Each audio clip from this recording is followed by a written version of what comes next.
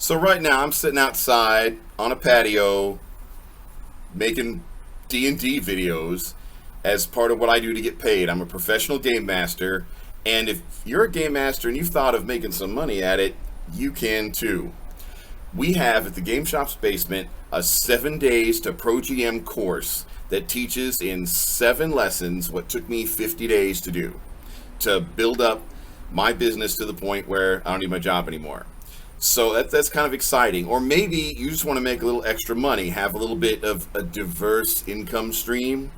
That's kind of a smart thing to do these days with the world being all crazy. Or you might want something that you can work from home without having to go anywhere. Well, check into Pro DMing. So at GameShopsBasement.com, at the top of the webpage, we've got a banner that will take you to a page where you can learn more information about the 7 days to Pro GM course. And it's fun. It's exciting. Check it out.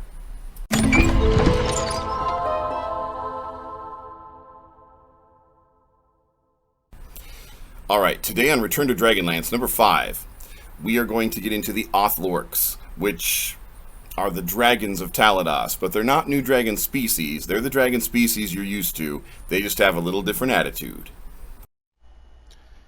So right now, in the Game Shop's basement, as I record this, we have 2 Dragonlance nights. There's Dragonlance Friday night and Dragonlance Saturday night. Now, Dragonlance Saturday night came first, and the storyline for that one is taking place on the continent of Ansalon, which is the first continent that pretty much all Dragonlance takes place on.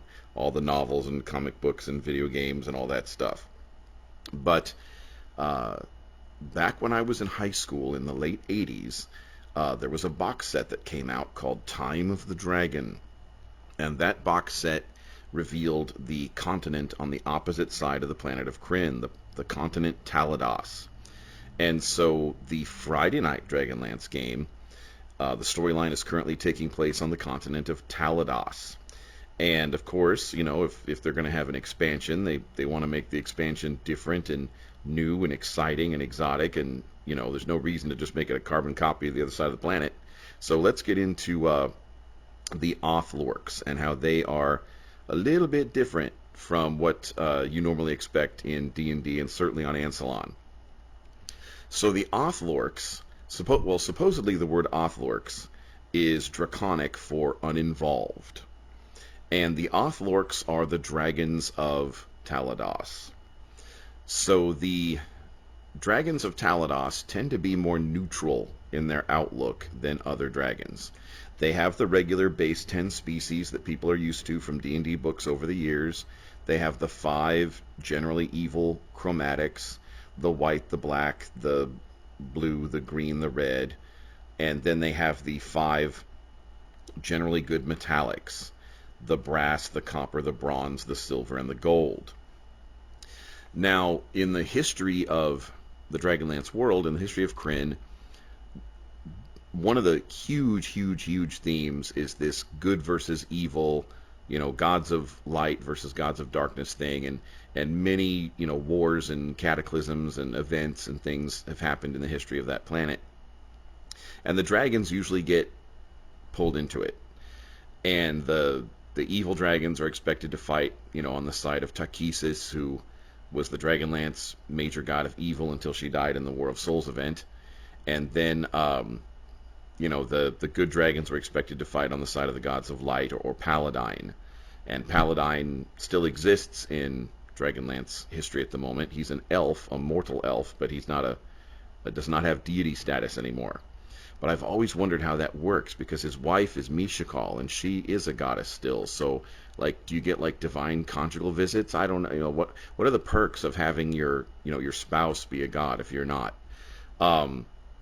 So anyway, but that might be a topic for another day.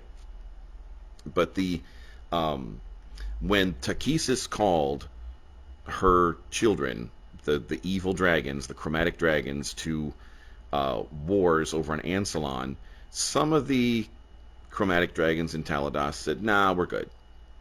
And they stayed on Taladas, and they became the first Othlorx, the first dragons to kind of bow out or, not want to participate so much in the big, epic, worldwide wars between good and evil. Now, eventually, some of the metallic dragons also kind of caught this attitude. And so the Othlorx tend to be more neutral in their outlook than the strict or straight description of dragons right out of the monster manual in terms of their alignment. Now, the chromatic dragons still lean heavily good, and the metallic dragons still lean heavily good, and the chromatic dragons still lean heavily evil. But they're not, the Othlorx are the uninvolved. They don't want to get involved so much in the cosmic worldwide events going on. So, but their stats are the same. But so a gold dragon in Taladas might be lawful neutral, or a red dragon in Taladas might be chaotic neutral. So they,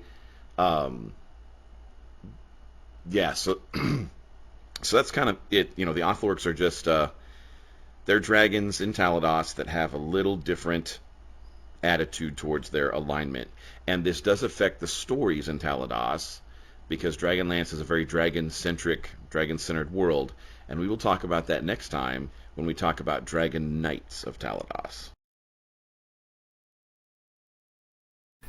So those are the Othlorx, basically dragons, a little more neutral, a little more laid back in their outlook. And the Othlorx topic leads into the next topic, Return to Dragonlance 6, the Dragon Knights.